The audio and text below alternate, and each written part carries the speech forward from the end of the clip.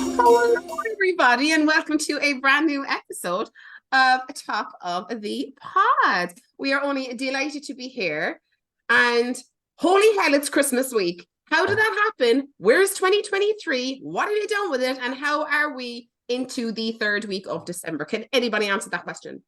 I don't know. It also feels weird since it feels a long time since we've done one of these. Right? Yeah, it has been. It has been like, but I mean, the weeks and the months are just rolling into each other. The time is absolutely flying. But so happy to be on because this is the best time of the year. It's the most wonderful time of the year. I'm sure we're all in agreement. You can't get away from it. Holiday cheer, festive spirit. It's in every shop, it's on every corner, and most importantly, it's on every TV screen, which is why we are here today. We have a magnificent episode for you today. We have come across a list from www.timeout.com, which compiled 10 of the best animated Christmas movies for the whole family. Now, there are so many animated Christmas movies, Christmas specials, you name it. There are so many. But it's so hard. I found this list hard to grade them 1 to 10. We dismantled this list and then we put it back together to our own preferences of 1 to 10. And definitely there were a few where it was difficult to decide where to put. What was great about this was, not that we don't enjoy long movies, but a lot of these weren't very long, which was good because we have to remember the audience that these movies are targeted at. So like if you've got young kiddies, they're not going to watch 2 and 3 hour movies, like, or if you've got people like us, like we're happy with short movies too. We're like, oh, this is great, it's all done and dusted. For this evening's episode, I am joined by, of course, the other half. We got a little festive name for you. I think we might have to call you Buddy the Elf today. What do you think? You are a bit of a Buddy the Elf, aren't you? Can be. Really? Okay, so do you know what? I'm singing. I'm on a podcast and I'm singing. So we're joined by Buddy. Down below us, we were born by Tinsel Toes Tom. Tinsel Toes Tom, what's going on? Nothing much. Tinsel Toes Tom is a new one. I've never been sounded so graceful in my life. I'm telling you, get them tinsel toes out, Tom. It's happening for you. I've also got bells on my head. I don't know because I said I'd be there with bells on. Way. Hey, I don't know if you can hear the bells, but they're there. I promise. Oh, we believe so we can hear them. Is that right? Yeah. I'll put them in and edit. Yeah. Thank God. Yeah. Really loud, obnoxiously loud. We believe that Cathedral we can bell hear bong. The Undertaker's here. Brilliant. Tom, did you enjoy this? I had a mixed experience with this, I would say. A few of these I'd seen before, a lot of these I hadn't. I'm kind of Christmas special out on my own channel. I'm doing like 12 days of Christmas specials, but it's TV episodes. So it was a nice kind of change of pace to kind of go, oh, sitcoms, which is what I'm doing, and then an animated special. It definitely was nice to not have like long entries, like you were saying. Yeah. But there was a few that felt really long for me. But I guess we'll get into that. But yeah, overall, not a bad experience. I think it was like last year we did all those Scrooge entries. This was a bit less insane, but I also think the highs weren't as high and the lows weren't as low as well, I would say. Yeah, definitely. Totally agree. And frolickingly festive Phil, tell us, how did you get on? Do you know what? I actually didn't see, I think I didn't see like each of them. Really? Wow. I think I saw like 2 of them in the list. It was kind of mad. No way. Oh, this must have been an unreal experience. Oh, for you, must have been. It was definitely different, but like I don't know if what's the word I'm looking for? Because I watched them all such close time frame because I knew we had to do this. So I don't know if I gave my full not attention, but sort of like, because I watched so many, was I kind of watered down a bit. Okay, yeah. It's hard. Yeah. I had the same experience. I'd say 5 or 6 of them in one day at one stage. You kind of overdose on it, can't you? Yeah, I overdosed on Christmas cheer. That's it. You frolicked a bit too hard. And darling, tell me, had you seen many of these prior to this or prior to me, for that fact? I seen Careful now. 8 of them. I had seen it. The only 2 I hadn't seen was Arthur Christmas and Klaus. Klaus. Yeah. Fantastic. I was the same. I hadn't seen an awful lot of these. I'd seen some, but like, yeah, again, it was a very, very, very mixed experience too. Actually, sorry, Elf on the Shelf. I don't ever want to see that again. Okay. Well, on that note, let's get straight into it. So what we'll do is we will go through the list according to timeout.com, and then we will place them. We will place them according to how we rate them from 1 to 10, if that's fair enough. And we'll have a little bit of a chat about each title as well. So no particular order. First movie up for discussion is Klaus. Klaus is Klaus. So yes, Klaus was a treat from 2019. I hadn't seen Klaus before. Anyone else here had seen Klaus? No, hadn't seen it either. No. First time I heard about it. I heard about it, but I never seen it. Yeah, I'd heard about it a lot as well. Yeah, just kind of heard the title and stuff like that. So this kind of flew under the radar, I think, a little bit. And it was actually nominated for Best Animated Feature at the Oscars as well, which is, you know, I think for a movie that, you know, was held in such high regard that we didn't hear enough of it, maybe, or maybe I just missed it. I'm not really sure. Maybe it was absolutely super, super huge and I just missed it. Yeah, I think it was the kind of same thing with all of Netflix stuff, where it was the most talked about thing the month it came out for Christmas and then never spoken of again. Yeah, yes. the thing like it was 10 years in the making. It was rejected by a few places before Netflix finally actually took hold of it. Like so, I thought it. From my opinion, like I thought it was a phenomenal movie. I thought the story was amazing, like for Christmas time, like for a Christmas story, like that it hasn't been done before, really. Like, you know, a lot of Christmas movies are, you know, a version of some other tale, like the Grinch or Scrooge or something. Most Christmas movies have some sort of similar tale to them. This was completely original from what I can think of. Like, thought it was a phenomenal story. It was a pure Christmas movie that made you feel like Christmassy watching it. So yeah, I thought the animation was brilliant. I thought J.K. Simmons was brilliant as Klaus. I thought it was funny that he before he started acting, he actually worked as a mall Santa Claus while he was trying to break into movies. Stop. Oh my gosh. Like, can't imagine him being Santa Claus when he's trying to fucking annihilate Spider-Man at the same time. Just to hold it there for 1 second, right? I know where Klaus is on your list. I know where it is on my list. I don't know about the boys, but I'm just thinking if we start off with where that is on our list, does it ruin the rest of the other entries? No. No? Are you happy? I just want to check with you before we move on. No.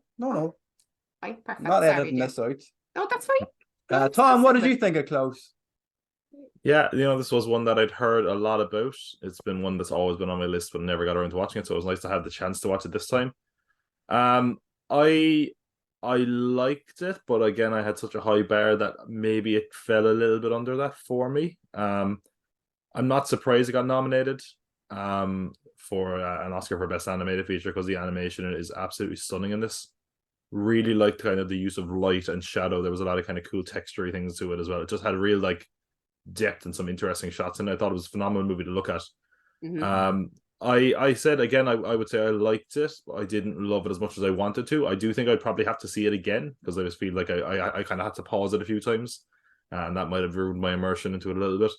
I thought the story was decent, but a little bit like it's almost overly complex at times. But I did like the characters. I thought the voice work was very good. I mean, Jason Schwartzman, J.K. Simmons were excellent in it. Has Norm Macdonald. I'll always watch something that has Norm Macdonald in it. Aside from that, you know, I could see why this was popular. It is nice to have a new kind of popular animated Christmas film. It feels like we don't get as many of those as we used to. And you know, it did have a nice bit of originality to it, as you said yourself, which is nice. For me, I put it at number 3 on my list. It's up there, but for it to get the top spot, I'd probably have to watch it again and appreciate it a bit more second time around. And Jerry Few, where did Klaus fall? My number 1. Klaus was my number 1 as well, and I was absolutely convinced the 2 other movies on this were going to take my number 1 spot. Absolutely convinced. Never seen Klaus. Was not very familiar with it at all. And what I liked about it was that it's not your typical Christmas movie at first, because we actually checked to make sure we were watching the right movie, because we were like, is this definitely it at the start? You remember you went and checked and I was like, I'm not sure. And it's just It's beautiful. It's just I felt fulfilled at the end of the movie. I felt like it was just such a pleasure to watch it. And what was really, really nice as well is that Margot, the little Sami girl, that they kept her and the other Sami people in the movie speaking their own dialect, their own native dialect, and there was hums and haws over to whether they were going to translate it over to English with an accent, but they didn't. They kept it, and you could still figure it out. Do you know what I mean? Which I thought was absolutely lovely. So yeah, I thoroughly enjoyed this movie, and yeah, it was my number one as well. Phil? I'd be on the same page with Tom. It's wow. probably actually had the same experience where I kept pausing and coming back. It's kind of strange. I just couldn't get into the main guy, Jesper.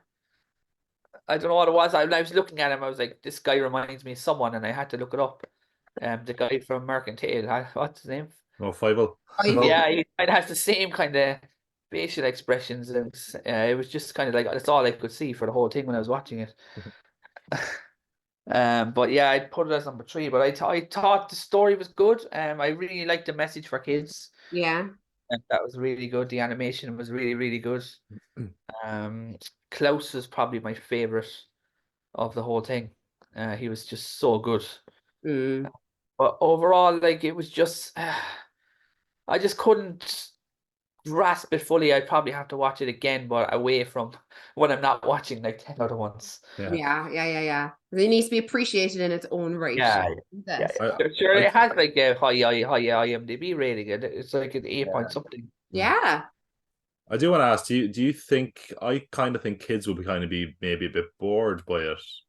Did anyone else kind of get that vibe? I don't know if it's the most... I think there's too much adult themes. That's what I'm thinking. Yeah, it's a bit more complex. I don't know. You wouldn't get the fact that the wife, is the wind in the movie. Like, that's the character in the movie. I just think it's very kind of has a sort of melancholy to it, and it's very kind of, I suppose, slow in some parts that I wonder if kids would actually appreciate it. And I wonder if that's one of the reasons it hasn't kind of kept coming back as a Christmas classic, like.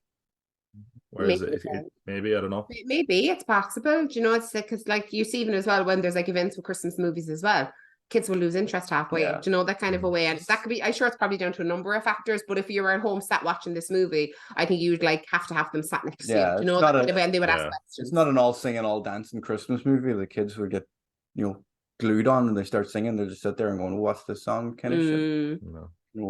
No real singing or dancing in that. Like. Well, speaking of singing and dancing, next on our list is A Charlie Brown Christmas. So A Charlie Brown Christmas from 1965 actually won an Emmy Award.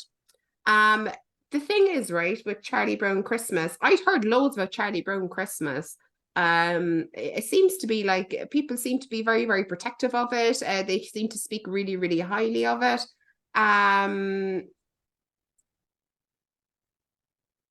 I don't know, it's fine, but I think maybe, I don't know, did I just miss it? And I just felt like I was watching an extra long episode of Charlie Brown, which I know is significant of the times. In the 60s, there were so many Christmas specials that were released between 1960 and 1970. So maybe it was just me, but I just felt like I was watching a longer episode. Same way I thought I was watching Simpsons movie, do you know? And then I thought, right, this is too long. But yeah, I can't explain that any better. It was absolutely fine for what it was, and I understand that there's an underlying message there as well. But I don't know. I'm very gung-ho Christmas, so I think maybe it's just me. But then I loved Klaus. So yeah, I think it's just me. So yeah, darling. Where did it come on your list? Oh shit, sugar, yeah. It came on my list. Number 8. Sorry. Ooh. I'm sorry, Charlie. I'm sorry. Yeah. I know. Charlie Brown doesn't have enough problems, like Jesus. I know. I feel awful. Yeah. I'm not far behind you. Oh, really? It's number 7 on my list, but it's only number 7 on my list because the ones ahead of it are slightly better. I love Charlie Brown growing up. I know it's an old film from the 60s and stuff, but Charlie Brown's a culture phenomenon. He has been for 60 years. Like the fact that they keep, it's been referenced on probably every fucking Christmas special TV show. I'm sure Tom has heard a few of it and some of the specials he's been watching. Like it is one of those American, it's absolute Americana, yeah. It's an institution in America. People who grew up with Charlie Brown, like, and That's like us growing up with the Late Late Show. Like that's what Charlie Brown is to. Oh, no, I'm just saying I that love the it. toy show over here, Charlie Brown Christmas Special, is to the Americans over there. It's an institution every Christmas. It's one of those things. The TV specials in the 60s, you know, they're one of those things that people in America just worship. You know, you don't get those kind of things over here. The toy show is as much as the TV specials as you'll get in this side of the pond. So I liked it. I like the story. It's a typical Charlie Brown story, really. Like it just with a bit of Christmas run into it. The world is against Charlie Brown. The world is always against Charlie Brown, and Snoopy's out there taking the spotlight away from him, and that's why everybody loves Snoopy and nobody likes Charlie Brown. So sorry, Charlie, you're number 7 on my list, but not because it's a bad movie. It's just there's a few better. Tom. Yeah. It's actually very interesting because I was actually just looking up to what Jerry said there about it being shown on TV every year, and that was one of the big controversies because when Apple TV bought the rights to Charlie Brown, the big question was, is it going to be on TV anymore? I've seen this before. This is maybe my 2nd or 3rd time seeing it. It is definitely that thing where it's so much part of the pop culture consciousness, like the Charlie Brown Christmas Special. Like you're aware of it before you've seen it, you know. Yeah.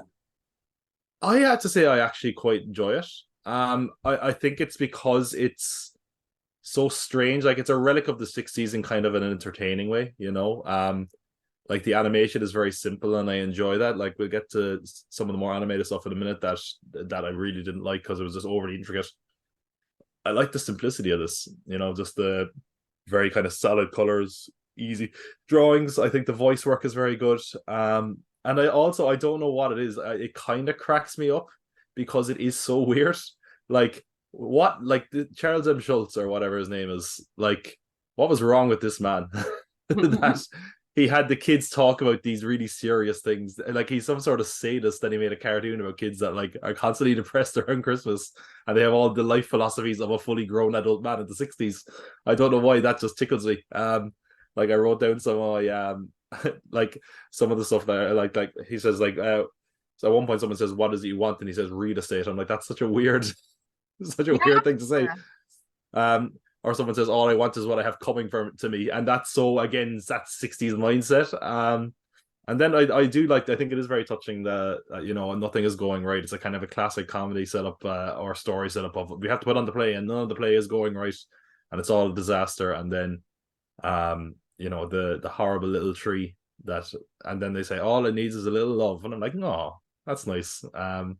And I do like the song. Like there's the one song, you know, Christmas time is here. I don't know why. I just find that very haunting. So yeah, it's a good that's word. it. Yeah, maybe. Yeah, I don't know. I actually do like it.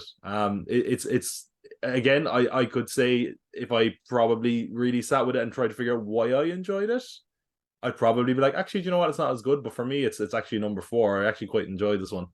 Charlie Brown Christmas, but again, I think it's the simplicity of it, and the strangeness of it. And maybe that's why I'm not going for sweet, wholesome Christmas. I'm like, this is such a relic of the 60s. It's fascinating. It's like a time capsule. That's a great call. Phil. Yeah, I'm actually the exact same as you, Liz. I'd put it as 8. I just thought it was fine. I think it's like a few of them were actually quite longer. It would probably be higher. But no, it was fine. Like I thought it was very simple, and I didn't love it. I didn't hate it. It was just okay. I did like because again, I know that I wasn't around at the time, but the mental health thing was probably not appreciated at the time. That was something that I kind of coughed about it.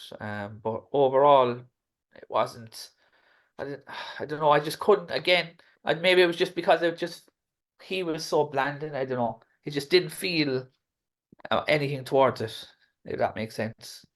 I don't know if I could picture, like, I mean, I don't have kids, but like sitting down with like the fam and you want us dishing out psychiatric advice at a lemonade stand-esque. Do you know what I mean? I just kind of like, and I'm thinking there, let's put on Charlie Brown's Christmas special. This will be really good. And you're thinking, I haven't seen this in 20 years. And then you put it on and your one is like telling you exactly what's wrong with your inner self. And you're kind of going, and then he stood there like, oh, the little dead Christmas tree. And they're all like, oh, the Christmas tree. And you one is just spouting all sorts of psychiatric waffle. And you're just, you know, I think, I don't know. I think that's probably what the whole thing is that we're kind of like, would you sit down and watch this with your whole family as a Christmas animation movie? Like, woo, No. you know.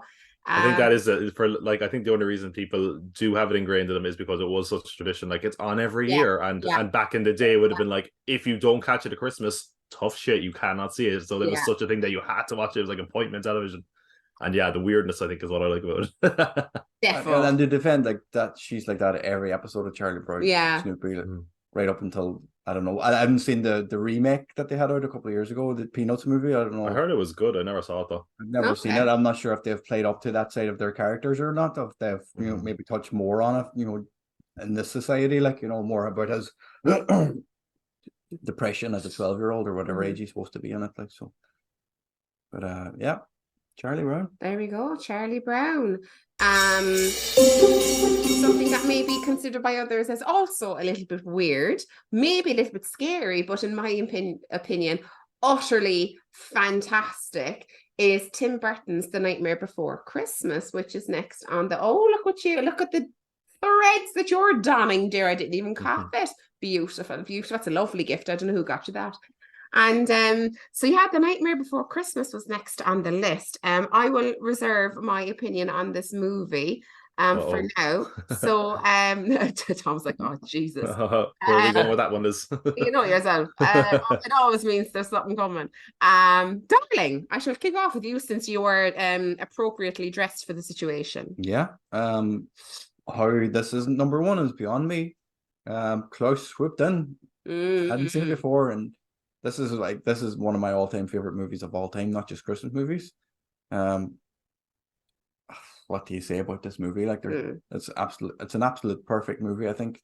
Got everything you want in a Christmas movie. Like, it's also a Halloween movie, so it's one of the movies you can watch at Halloween time, or the whole month of November, or right up until Christmas. I don't think it's scary at all. Your niece, your goddaughter, is scared of her own shadow, and she loves this film. When we first put it on for her, we thought she was going to be scared of all the monsters in it, and she wasn't. The singing, the music, the score, Danny Elfman, just fucking, it's phenomenal. Like, everything is just ridiculous. Can't say enough about it. I know it's a Tim Burton movie, even though he didn't direct it. And what's his name doesn't get enough credit for his director. Henry Selick, is it? Yeah. Thought, I can't say I've watched it so many times now, so this isn't the first time I watched it, so I can't say any more about it. Like, just a brilliant film. Other than, if anybody doesn't know, it's based on a 3-page poem written by Tim Burton when he worked for Disney as a animator, and he took inspiration from 2 other movies that are on our list, with How the Grinch Stole Christmas and Rudolph the Red-Nosed Reindeer. So if you want to jump off that information, work away, but it's my number 2. Ooh, Jerry, number 2. Lovely. Phil? I actually never saw this as a kid. Really? First time I saw this now was probably 2 years ago. My brother watches it every single year for the last 10 years or more. It's probably his favorite ever film, I'd say. But I don't get it. Again, and maybe it's because when I was a kid, I just never ever saw it. I just never ever I never ever understood the whole thing. I thought the animation's really, really good. I just don't get the whole thing of buzz about it. I don't know. I'm going to put it as 4. I like this, but I don't get the whole buzz about it. If that makes sense. Yeah. That's fair enough. I might be one to watch a few times or something like that, maybe. But I know I've seen it. My brother makes me watch it. Oh, okay. Yeah. Well, that's fair enough. It's quite short. Because your brother likes it so much is why you don't. Maybe, yeah. That's the same brother who's obsessed with John Moxley, right? Yeah. Do you like John Moxley? He's okay. See, it's your brother who's he's your number 4 wrestler. He doesn't. Yeah. Does he make the Mount Rushmore? No. No. Need to have a word to your brother. He's polluting your mind. Oh, but like I think a lot of it though has to do with I didn't see it only until recently. But it I just wasn't didn't. appreciated. It wasn't even appreciated in its own time anyway. Do you know what I mean? It's only in the What last year was it 92 or years 90? now that it's been super, super appreciated as the movie that it was. Like if you Yeah. hadn't seen it when you were younger, you might not be fully aware of it, or the impact that it had on a lot of people. But it's it's kind of a Strange though, because I would have only been 8 when it came out. yeah, I should have seen it, but I never did. It's weird. maybe. Tom, did you think the same about Nightmare Before Christmas? Was it only all right? Did you get the buzz? No, for me it's way up there. Again, I have the same experience where like I was only like 1 when it came out. But I don't remember it being like a big thing early on. It feels like it was only people caught on to it years later. This is the 30th anniversary, I think, of it this year as well. So it's been playing in cinemas across America and doing really well there as well. I just, for like, stop motion animation for me is something I just love anyway. Amazing. And this is just such a gorgeous looking film, even not just the animation, like the way the cameras are placed and the way the characters interact with the camera isn't something you see in a lot of stop motion animation. And that's just something I love about it. I love the character designs. They're so twisted and weird. Like the sort of horror elements as well. Like it's not scary, but it's just creepy enough where it's kind of like gives you a giddy sense of fear, like, which is so cool. When I was a kid, like, and it was like you'd be drawing monsters and things like that, you'd look at that and be like, wow, that's like the benchmark, like, And I actually deal with kids now, and still kids that love this movie. Like a kid the other day was even going on about the mayor, how the mayor's head turns around, and they love it. Like they love it. And I just think it's such a fun film. And again, it's one that I always kind of forget as a Christmas film because I'm just like, oh, Halloween. But then I'm like, but it's also good to watch in November. And rewatching it this time, purely focusing on as a Christmas film, I was like, yeah, I can kind of see why. Because it does have such a wholesome and pure approach to Christmas that's kind of unexpected, but it's also in this big black gothy wrapping paper, Yeah. And I mean, look, there's so many things I could say about this that I really love. The voice acting is phenomenal. There's some really weird deliveries of lines that's just pure Tim Burton and perfect for this. And again, I do think it's kind of a shame that it is so steeped in Tim Burton. It feels like the director definitely never got the credit he deserved for a long time. It's only kind of in subsequent years he has. I love the music in this, not just the score. The songs in this are so good. Like, I some days a Oogie Boogie song will just pop into my head and I'll be blaring it around the house singing it. Like, it's so damn good. And that sequence in general with the black lights and all that are so cool. I for me, I think it's fantastic. It's one that I don't watch maybe as much as I should, to be honest. So kind of revisiting for this, I was glad to check it out. And I think when they do bring it back to cinemas again, which I'm sure they probably will do considering it was such a success this time, I'll definitely be seeing it again. For me, it's number 1. Should they make a sequel?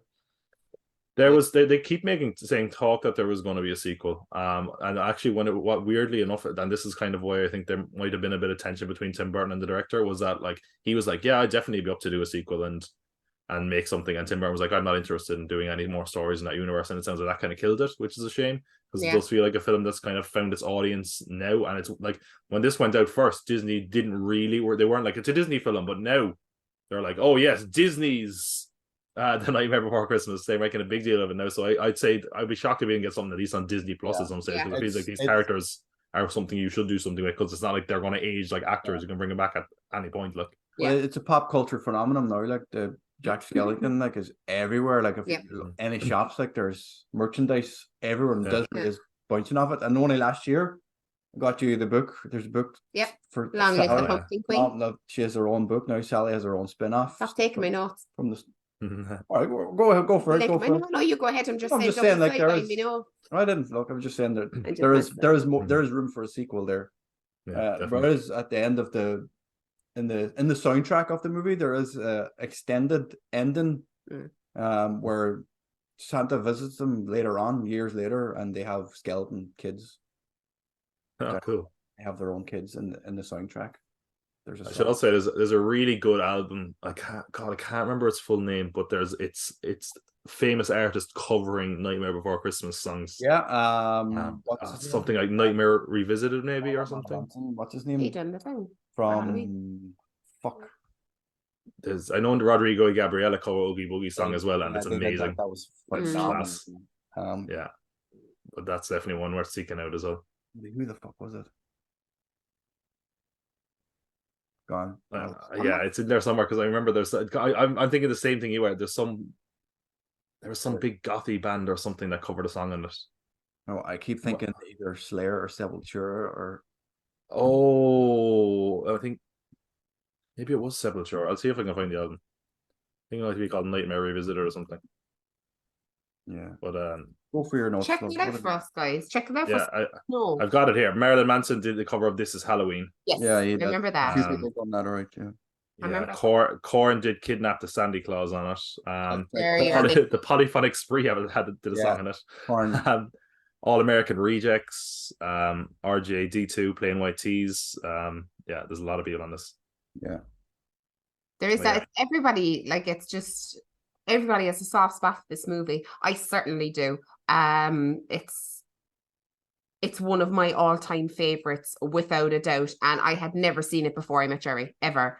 And sat down and watched it once. And we watch it every year, probably on the 1st of November, to kind of like that kind of crossover between the Halloween period into the festive season. So we always watch it around the start of November because it just ties everything up in a nice little bow.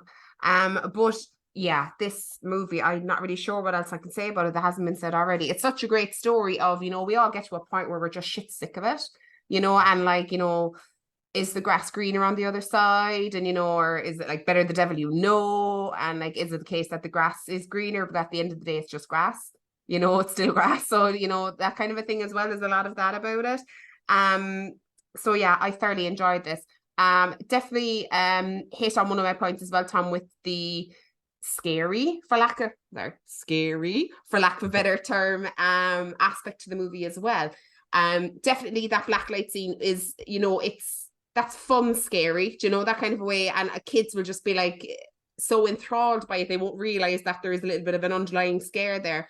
And also the fact that, even at the start of the movie where you have all the witches and they're fawning over Jack, but it's all because it's singy-songy, and rhyme is a very, very strong participant in this movie as well. So I just think it softens all the edges a little bit. Even if you listen to it, like a lot of it, you're just hearing da da da da da da da da da da da da da da. But if you're actually listening to what they're saying, you're like, Jesus Christ, when you hear the lyrics, it's brilliant. Like it's almost hypnotic. Definitely, I was gifted Long Live the Pumpkin Queen for Christmas last year, and I've read it. And look, regardless of who's not talking to who, or who pissed who off, or you're not playing with my movie, whatever's going on, Long Live the Pumpkin Queen would make a phenomenal movie. It is so, I loved the book. I absolutely loved it. And I was like, this is so good. But do you know what as well? It's great because I don't really want to spoil the book for anybody. It's really, really good. But like, the title can be a little bit misleading. Jack isn't one-sided at all, that kind of way. Still very, very prominent part in the movie, but it's the book, but it's really, really good. Fun fact, we actually last year we went to New York in December, and we went to a Tim Burton restaurant in North, South, East, in the Lower East Side, and it was all Tim Burton themed. It was unbelievable, and they had Jack Skellington, they had Sally, they had Wednesday was in there as well, but this place was unbelievable. Everything was Beagle House, thank you. And everything, I wish I'd known about this place. It's unbelievable. Everything is themed around the cocktails, the food, all named after. It's just the thought that's gone into it is phenomenal, isn't it? So good, such a quirky place. And we had to book this place months in advance, but if you're ever in Lower East Side, go. It's unbelievable. Beagle House, it's unbelievable. They have one in Florida and they have one in LA as well. Yes, they do. They have more than one, so it's definitely worth checking out just for the whole atmosphere and the vibe of it. Like Jack Skellington's only there during the holiday season. Yeah. Beetlejuice is there the rest of the year. But they've all different characters as well. Yeah, Beetlejuice is there as well, and loads of different ones. But definitely check it out if you're there. But yeah, I wish I could have graded this higher on my list. The only reason I didn't is because, again, I was looking at it for a family Christmas animation movie. So it's number 3 on my list, but it's definitely right up there for my all-time favorite movies because I'm a massive fan. So yeah, that's The Nightmare Before Christmas. Very, very popular amongst all of us. I'm delighted about that now. Moving on, something that's maybe a little bit lighter, a little bit sweeter, a little bit more tug of the heartstrings, but I'm not sure how much more I can say about it. it would have to be 1964's Rudolph the Red-Nosed Reindeer. Jumping on the tails of the stop motion in Nightmare Before Christmas. Now, I will come to Phil first for this one. Rudolph the Red-Nosed Reindeer, Phil, tell me all about it. Do you know what I absolutely love? I'd never seen this. This is the first time I ever seen it. It's Really? yeah, it's so good. Adorable. Yeah, that's the exact word I'd use. So cute, adorable.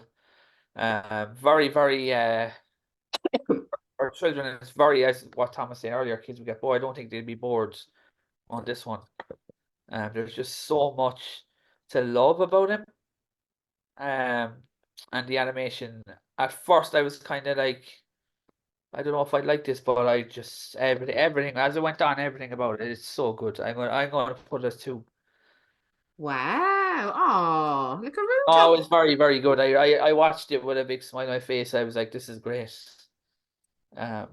Really, really loved it. Oh, Tom, the look on your face Jesus tell me Christ. this isn't your number 2. Yeah, this is the first ranking and bass I've seen. And I've always had those in reverence from hearing it with them and stuff. I was a little bit disappointed with it. I didn't hate it. I just didn't love it as much as I thought I would. Again, I did like the stop motion. I love the character designs. For things like the Bumble, especially. I was like, that's awesome looking. Yeah. I don't know what it was. I think it just, to me, just felt like there wasn't enough story to this. There was a lot of padding in it that just didn't really interest me. There's a more egregious example of this, multiple more egregious examples on this list I will get to. But I don't know. I mean, Santa was really unlike what I thought in this. As he was a prick. He was just like, he was an absolute wreck of a man in this. Like, and so were all the other reindeers. The other reindeers came off as like, I don't know, weirdly racist or something. Which was weird racist reindeer, but okay. I also thought, and I know again, you have to take it as a product of its time. Like, there's like action scenes at times that were so lame. There's like kind of a big action scene when they meet Yukon Cornelius, and I think they fight the Bumble or something. I'm misremembering now. And it was like the lamest looking thing I've ever seen. I was like, listen, lads, I know it's the 60s. Even by like any standard, it could have looked more exciting than this. I do like the character designs. I liked the voice work. It was very cute. Rudolph is very cute, and the voice of Rudolph is very nice. And that he has a little kind of girlfriend in it as well was unexpected, but nice. The only person I want to give out to voice-wise is the narrator. Narrator couldn't have sounded more fucking bored if he tried. He does it's like he was just not bothered. Again, I feel like if I watched it again, maybe I'd appreciate it more without having lofty expectations. For me, it was bang in the middle. It was number 6. But you know, not bad, just not as what I'd hoped it would be. Maybe, I don't know, again, lofty expectations. Yeah, agreed. It's number 6 for me as well. And for the reason that my notes on this was Santa's a prick. That was literally my notes of this. And I was like, if I was watching this with kids as a family animation movie, they'd be like, Santa's an asshole. Do you know what I mean? Now, if they were my kids, they'd definitely be like, Santa's an asshole. They would be like, he's a mean man. But yeah, that definitely touched home with me. And what you're saying about the narrator as well, I think there was a very, very thin line between being absolutely bored off his knackers and being soft spoken and trying not to take away from the story. But at one point I thought he nodded off, I'm pretty sure. And one thing I will say that I did enjoy about this and did make me giggle, that Rudolph's nice. Rudolph's nice. No. Rudolph's nice. Where's Rudolph from the Bronx? Rudolph's nose made a noise every time it lit up. That just made my day. And the fact that his voice broke as well when he got that little bit older, I was just like, it's very, very cute, but I was like, Rudolph's getting a bit older now. You can hear the voices going a bit, and then like the little noise when his nose flashed, I thought was adorable as well. But would I have known his nose was going if it wasn't for the noise? There you go. But yeah, right in the middle for me, number 6. This is it, mate. Could be just bad, dodgy telly back in the 60s, you know. So yeah, number 6 for me. Yeah, darling. Yeah, number 6 for me as well. Not because I didn't think it was a bad movie or anything. It's just, again, the 5 ahead of it, I thought were much better. Some of the, like, obviously none of us had seen this movie before we heard the song. Everybody knows the song Rudolph the Red-Nosed Reindeer. that's one of the things about when you watch. There's at least three or maybe four movies on this list, or TV specials that were based off songs that were originally written, well before the movies come out. This is one of them. Rudolph itself, the character of Rudolph, was actually created in 1939 by an employee of a department store called Montgomery Ward's. The employee Robert May created him in 1939 as an advertising campaign, and after that, it was in the 1950s. The song was written, recorded, by Gene Autry, who also recorded Frosty the Snowman. So these are both songs were written or recorded in the 50s before the movies were turned, before they were turned into TV specials in the 60s. So kind of gives away the plot of both those movies when you already know what happens. So you knew Rudolph was getting bullied at the first part of the song, and you knew he was going to save the day in the second part. So basically, that's pretty much the plot line of the movie. So kind of gives it away.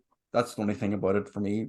I love the animation, and the stop animation was phenomenal. And I think for the time, like for the 60s, it was fucking so well done. And the fact that Tim Burton said he took inspiration from it to create, even though he didn't do the stop animation for Nightmare Before Christmas, it's the inspiration he got from it. So not a bad movie, just not as good as some of the other ones.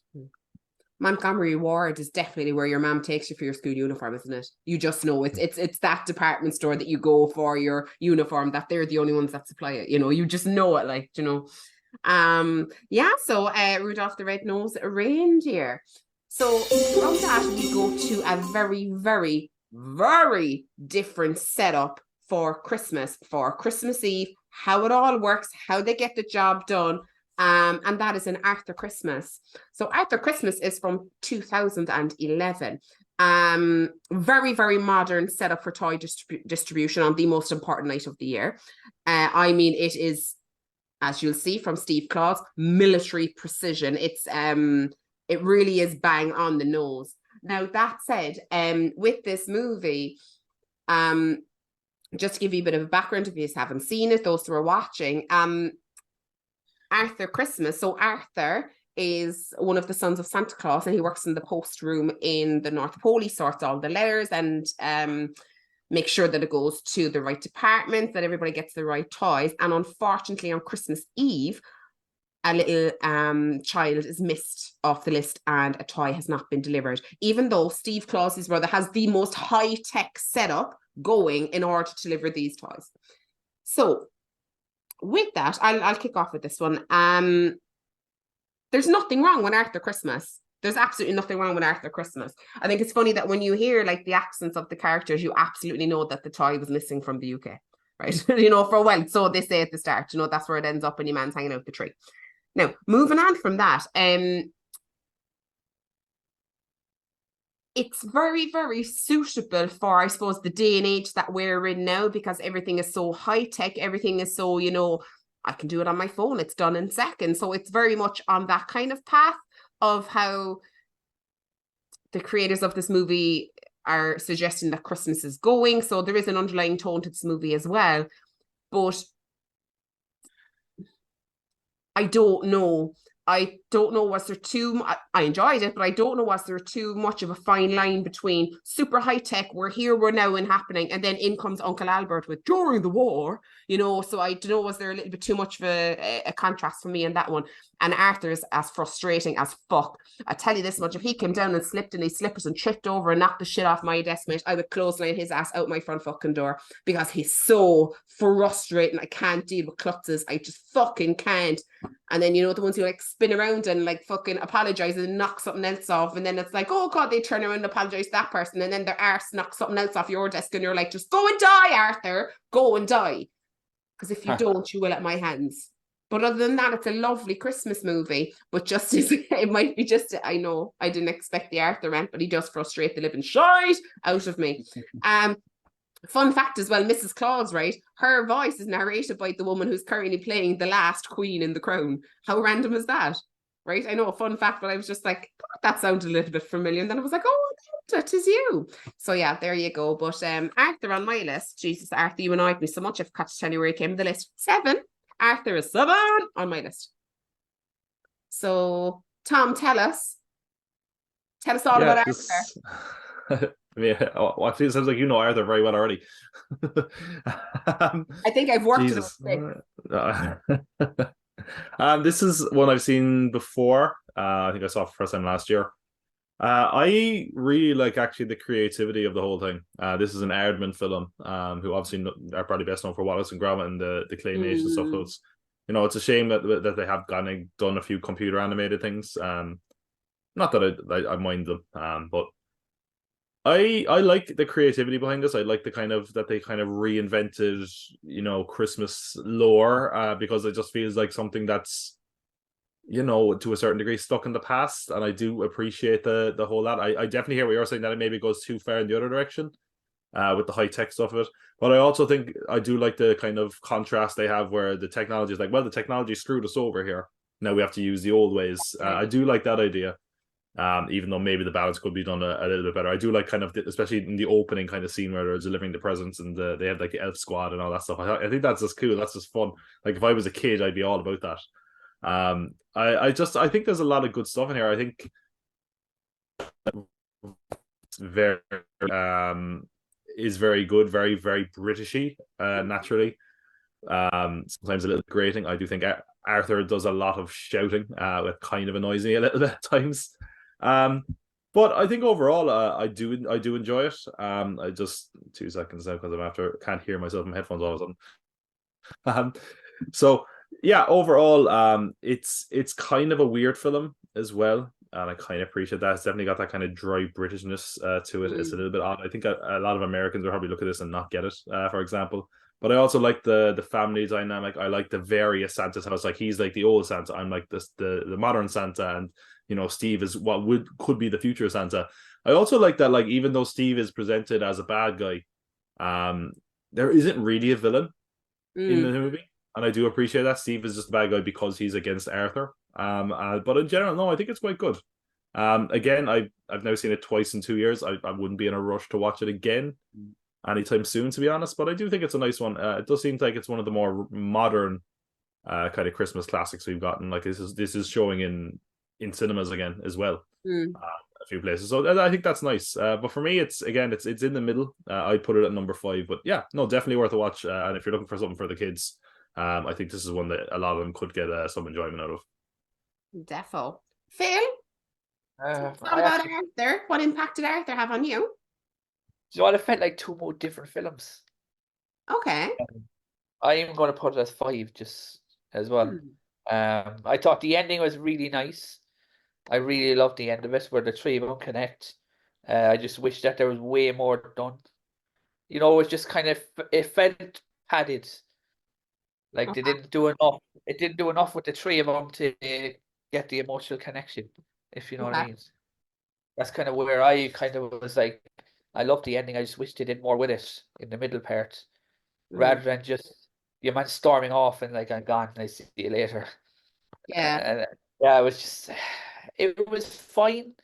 I didn't love it. I didn't hate it. I thought it was better than a few other ones. But yeah, I don't know. I just thought it was okay. Again, the facial again. I just couldn't think of someone else again. I just, in those animations, it's very weird. I just keep thinking of a different animation. Yeah. It's hard to shake that then as well. Yeah, especially when you notice it at the very start. Yeah. Well, that's a fair thing. And I know maybe part as well is maybe dragged out a little bit that it took Steve too long to come round, and then it rushed. That kind of way. It was like kind of like, okay, right, we need to get Steve on board now as well, kind of.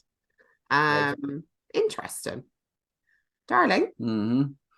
Was Arthur your Christmas? Not really, no. He unfortunately comes in at number 8. Oh Jesus, Arthur. And again, it's not because it's a bad film. There's just more on this list that I like more than this. I think it's trying too hard to be a Christmas movie. After finishing Succession this year, it seems like I wasn't comparing it to Succession, like, but it seemed that kind of vibe, like that they're trying to succeed their dad when Santa Claus is supposed to be ever living, like he's supposed to be there forever. He's not supposed to have somebody You know, Yeah, my favorite part is when old Santa told everyone to fuck off. It was amazing. yeah, pretty much. Yeah, you better be sniffing your armpit. Oh my God. Like, I mean, that is the line of the entire show is Romulus, you better be sniffing your You better be armpit. sniffing your armpit, Romulus. It's literally the best Yeah. line in the whole entire show. Unbelievable. I don't know, Phil. Have you seen Succession? No. Oh no, I actually should watch it. I really Oh should. my God, Phil, But this watch is it. It's so good. Succession for Christmas. Even I though feel like if someone isn't editing that trailer right now, I'm very disappointed.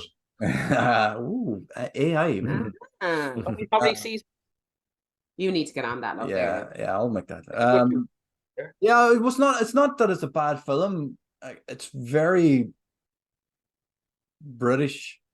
It's very like fucking like the only thing missing is Hugh Grant with his fucking stupid wavy hair popping up for no reason and fucking falling in love with the wrong person or fucking turning into a rom-com. Like it's The little elf from rapping. Yeah, it's just like, it's they're trying to, jump on the American bandwagon and make a Christmas movie that's going to last a lifetime, but I don't think it does. Like, I don't think it's really talked about. Like, I've never really heard about it. This is the first time I've seen it.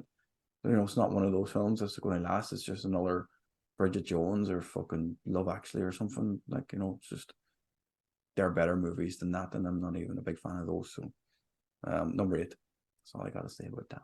Number 8. Well, Arthur, there's a bit of a mixed bag there for you. Sorry about that. But look, come here. Merry Christmas, Arthur. I feel really bad now. I think he got slated. I don't feel so bad now because I absolutely... To Arthur! Don't forget to turn the lights out. That's the only Arthur we want to know about, isn't that right? To be fair. Somebody we do want to know about, though, is thumpity thump thump thumpity thump thump. Look at Frosty go. Oh boy, oh boy, oh boy, oh boy, oh boy. Frosty the Snowman is next in on the list. Lads, this again was one of the Christmas specials that came out in the 60s as well. As Jerry said, there's a lot of parallels with some of them too. But yeah, Frosty the Snowman. Now, obviously, look, everybody has heard the song, we all know he had the corncob pipe and the button nose, and he also had 2 eyes made out of coal, and he came to life one day, right? So we all got the gist of that. But happy birthday. Yeah, nice little backstory to it as well. The best thing about Frosty, now Frosty's adorable, right? I placed Frosty on my list at... Where's Frosty? Frosty's at number 5 in my list, right? Because I thought this was the best of that bunch, if that makes sense. Hate to put them all in the same bracket, but I really, really enjoyed I chose Frosty over Rudolph, which is probably terrible, but I don't know, Frosty appealed to me more.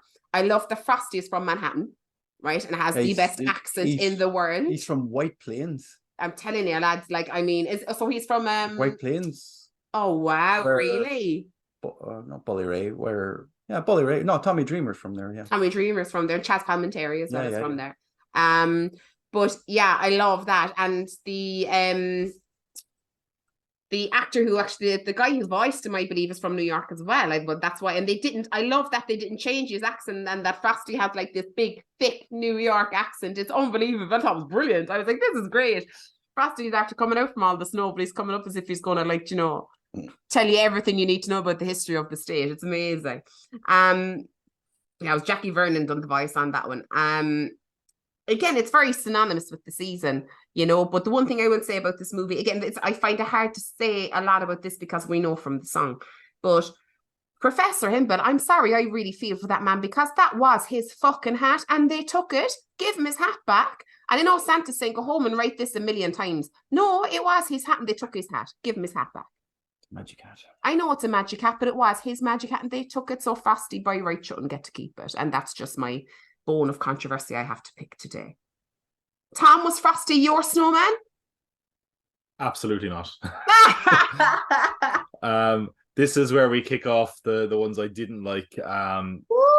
I really didn't like this. Because you're a school teacher. Just leave him alone. Maybe, yeah. I was like, get that magician out of my classroom. You know what it was? I think first of all, like, we didn't need this. Like, the song was exactly as much as info as you need on Frosty, and I think when they tried to make it into a special, they immediately made everything about it less interesting. Like, number one, being like, oh, there must have been some magic in that hat. You don't question that when you hear the song. The fact they had to come up with an origin for why there was a magic hat is so stupid. The fact that they're like, oh, how did they get a magic hat? But also, it doesn't even make sense because the magician was a really crap magician. So, but his hat is actually magic. I was like, I rewound to make sure. I was like, did I miss something here? No. Why was it not a good magic hat? Why was he not a good magician with it on? And then you would actually have a threatening villain because the villain as a magician is rubbish. And you're right, they just stole his hat. Why is that? Why I'm meant to be cheering for these kids? Then also the design of Frosty is cute and interesting.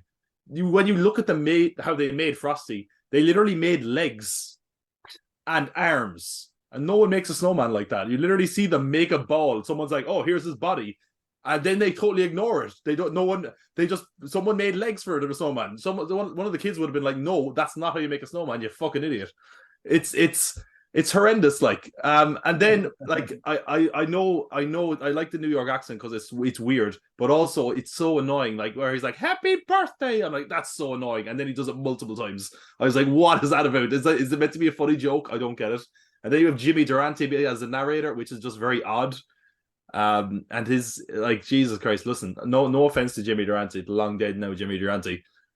He had a face for radio, you know what I mean? Like, I don't draw a kid's cartoon where we have to look at his mug because it's really not appetizing. Like, aside from that, what I thought was really, really stupidly done is they kill off Frosty, and we all know any story involving a snowman, the big emotional payoff is going to be this: they have to accept that the snowman's going to go away. They kill Frosty off screen. There's just Frosty's over there, then someone's talking, and then it comes back and he's a puddle. I'm like, oh, great. So we got robbed of the emotional moment between her and the child. And then the funniest thing about it, even though it's like such a short special, and basically we had about 10 minutes of Frosty actually being a snowman. They start showing flashbacks of like, oh, remember Frosty? I'm like, yeah, they've known him for like a day. They start playing flashbacks of Frosty to like a really sad, like Frosty the Snowman. And I'm like, this is ludicrous. I mean, I just thought it was horrendous. Really bad. Like you didn't have to make a special about Frosty. I feel like if you were going to, you should have done something better. Yeah, for me, this is. And do you know what's worse? I'm going on a big rant about Frosty. This is still my number 7. Like, that's how bad it's going to get, folks. It's going to get Frosty in here. For number 10. Fucking hell. Jesus Christ. Jesus Christ. Illogical nonsense. My boy growing up. I taught him everything he needs to know. Top that, Phil. Top that. Everybody got 2 points. It was an extended version of the song. And that cop was useless, and that's all I have to say. I can't say anything. It's just not good. Where was it? Number what? 7. 7. Irish podcast shoots on Frosty. Where was the number? I don't fucking know. Yeah. No, Phil 7 was it? Yeah, it was just ludicrously shit. What do you think of Frosty, love? Lovely old snowman. Those arms and legs we all make. I'm not sure if I should say it now. I'm going to get fucking murdered. He was number 4. He was my 5. Yeah, number 4. I didn't think it was that bad at all. I know. Again, it's the song knew exactly what the story of Frosty. Look at all that. That's not Frosty. That's another snowman. He doesn't have any feet. Yeah, he's an actual snowman, unlike Frosty. Not that snowman from fucking. But what was there a reason why you didn't show it? Didn't show it. Is there a reason in the trivia or anything like that? Why what? Like that.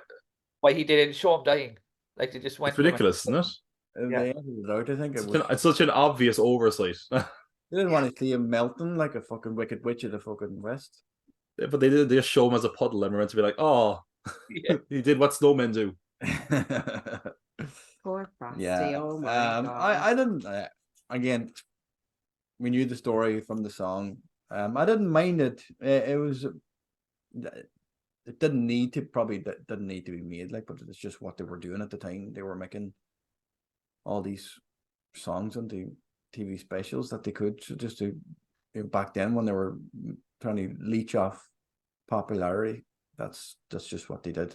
I just thought it was the best of the bunch that we have on this list. I didn't mind it as a film. I thought it was a nice story. I love Frosty. I didn't mind him saying happy birthday.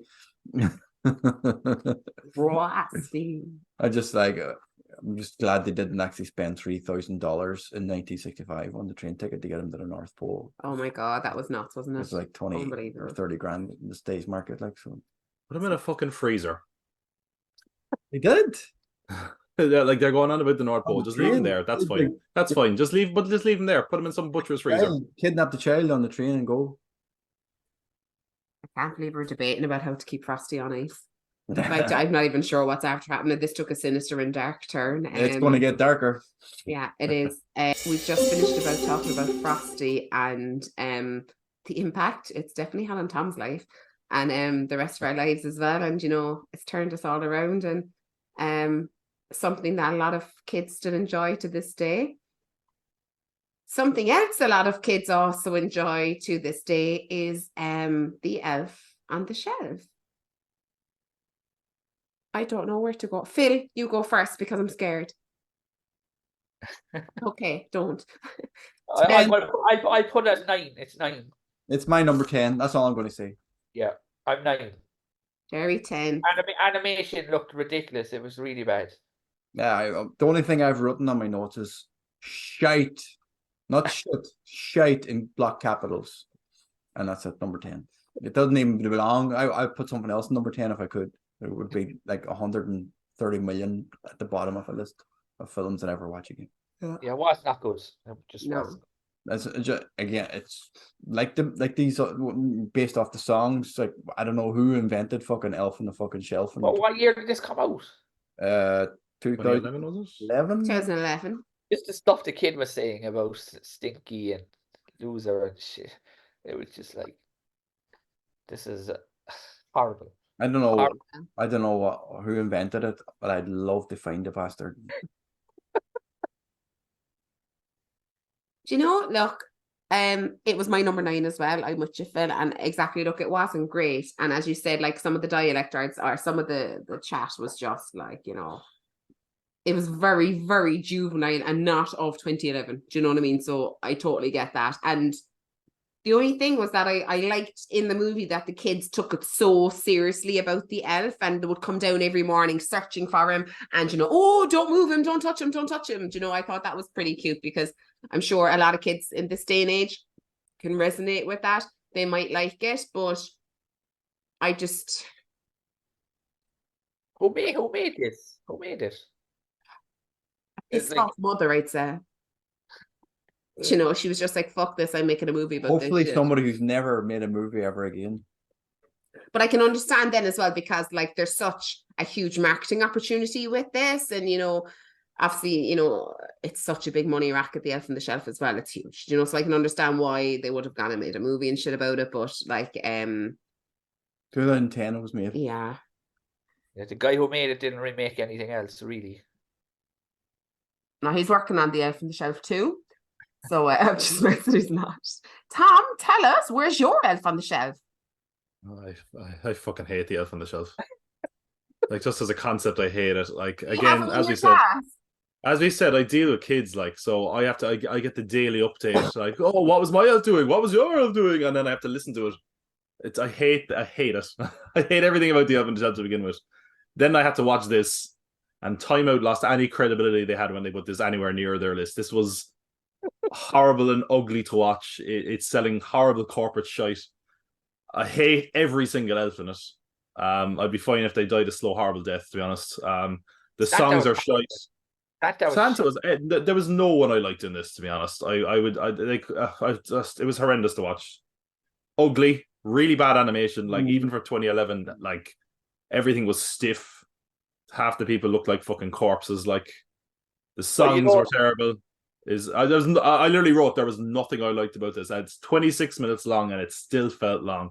It's number 10 on my list, and even at that, I would say it's a very distant 10. Horrendous. The voice acting was like the old PS1 games. It was just really bad. I actually looked up like the voice cast after. I was like, I hope none of these people actually got work again. No. One of the people is actually, I think it's Shamik Moore, who I believe is the voice of Miles Morales. in the Spider-Verse movies, but he has a different. He was wise enough to use it, not Shamik Moore. I think he went as Meek Moore or something, because even he must have known, like, God, I'll never work in this town again. It's like, it's worth the bobs, but like, let's not let him know it's me. Like that's enough time for that movie. I don't think we need it anymore. Oh my God. So since Tom is on a roll, an absolute roll, How the Grinch Stole Christmas, Tom is up next, right? So you might be able to relate with a few with the Grinch in a few different ways. I'm just kidding. How the Grinch Stole Christmas. So this would have been the 1966 version, not like the live action remake that we all are very, very familiar with. But I'm going to come to you first, love. You're a mean one, Mr. Grinch. Mr. Tom. This is normally me. 5. This is number 5 on my list. This is, again, it's another one I've seen before. I've seen this in 1991. The first time I saw Home Alone, it was a double feature, and they showed this after Home Alone because it's in the Home Alone movie. So I remember just distinctly watching this after the first time I saw Home Alone in the cinema, which is a good flashback because, Dr. Zeus, what can you say? Yeah. I thought it was brilliant. I still love it to this day. I know the remakes have gotten good and bad reviews. The Jim Carrey one is Jim Carrey being phenomenal. I know they extended a lot of the stories in the remakes, like, so this one is nice and short. There's not a lot in it other than it's, steals Christmas and gives it back, and that's pretty much the story. Three times. Apparently so. The songs in this one compared to the remakes are much better, I think. I just think it's a great film. So number 5 for me. Lovely. Phil, tell us, did the Grinch steal your Christmas? It actually did. I really liked it. Yeah. I put it as number 1. Yay! What? Amazing. I actually really, really like it. And that smile will always get me. Yeah. Oh my God. How well suited is that on Tim Curry in Home Alone? It's unbelievable. It's so good. Oh, it's so good.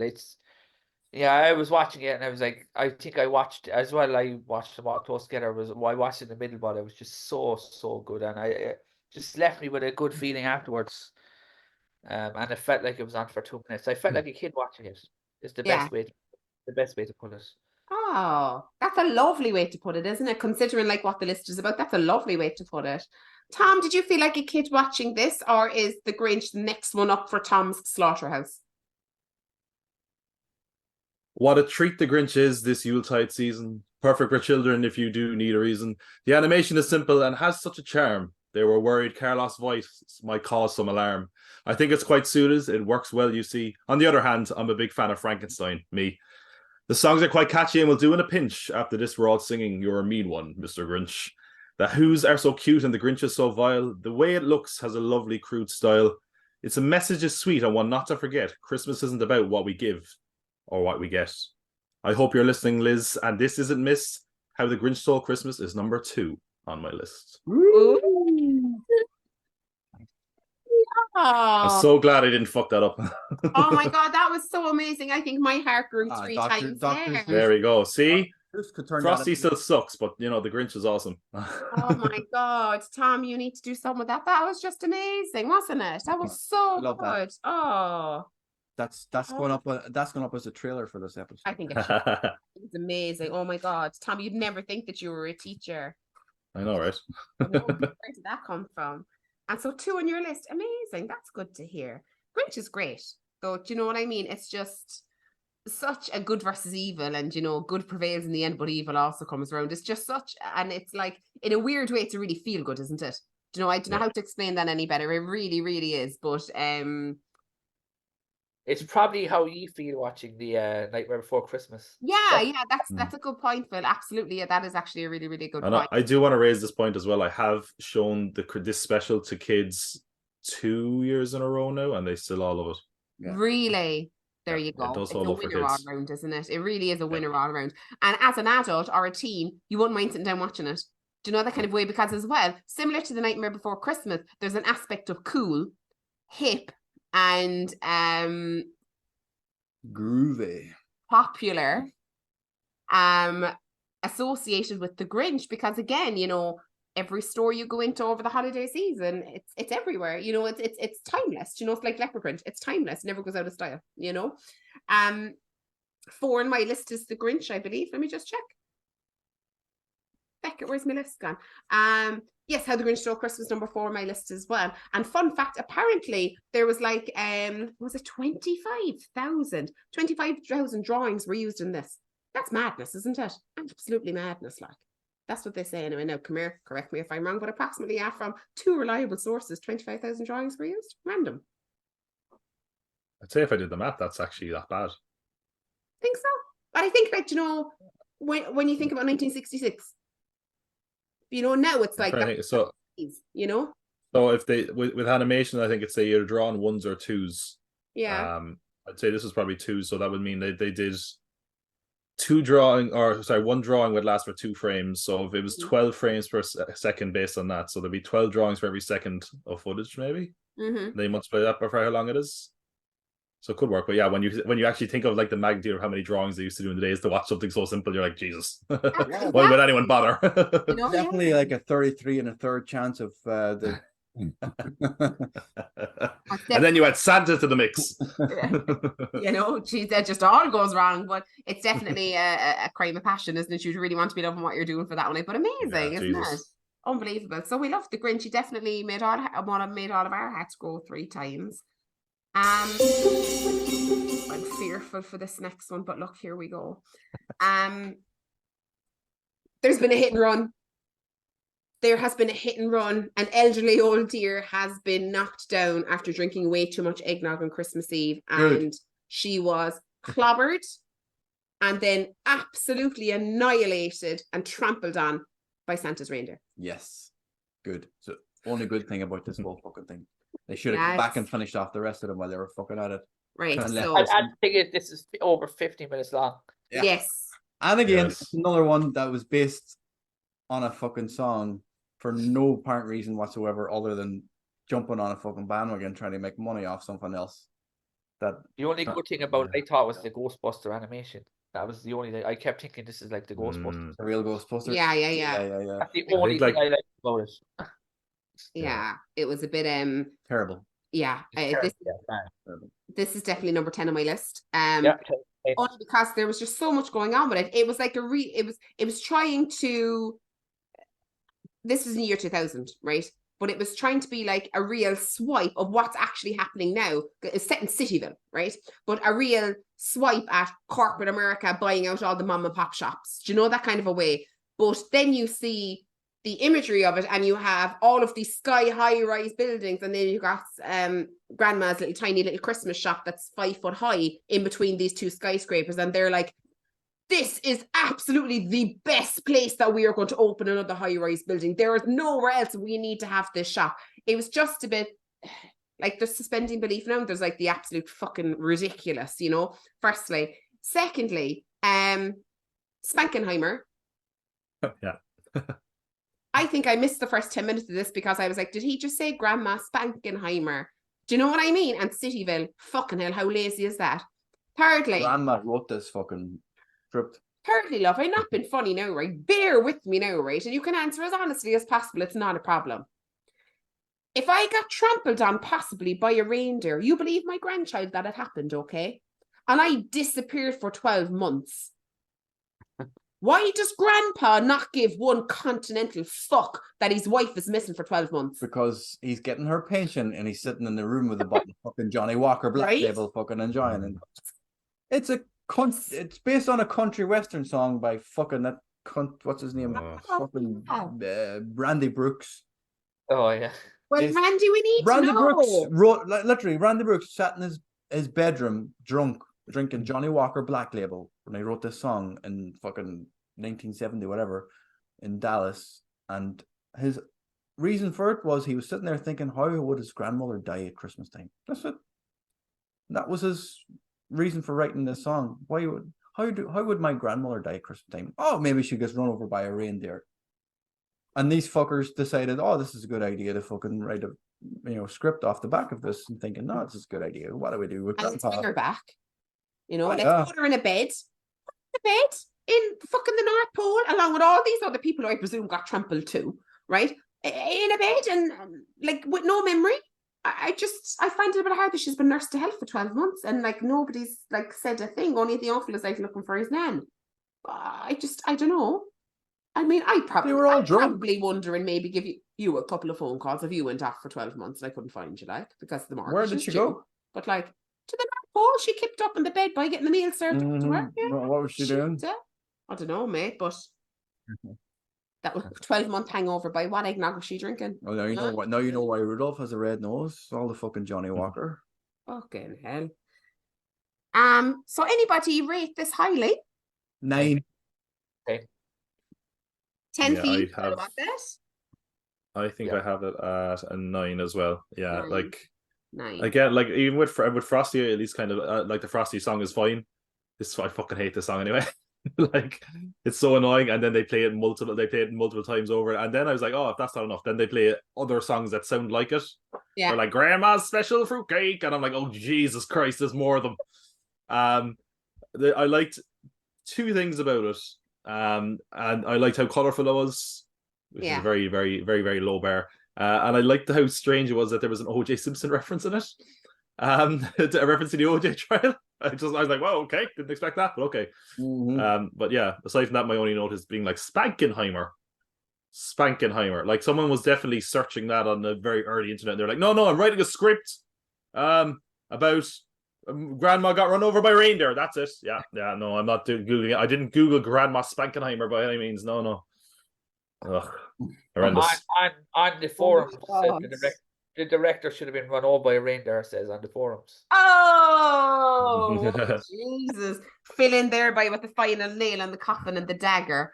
My God, it was definitely, but it wasn't even feel good. Even when Grandma was found. Because then she was delirious and she had no memory. There was just like, if I was a kid, I would think it's hilarious that she got ran over by a reindeer. Do you know what I mean? Why was it so long? But it was so dragged out. Like, and there was just, the story was shocking. There was just no story to it. And I think kids would just be like, this should have been a 5-minute cartoon. This could have been an email, like.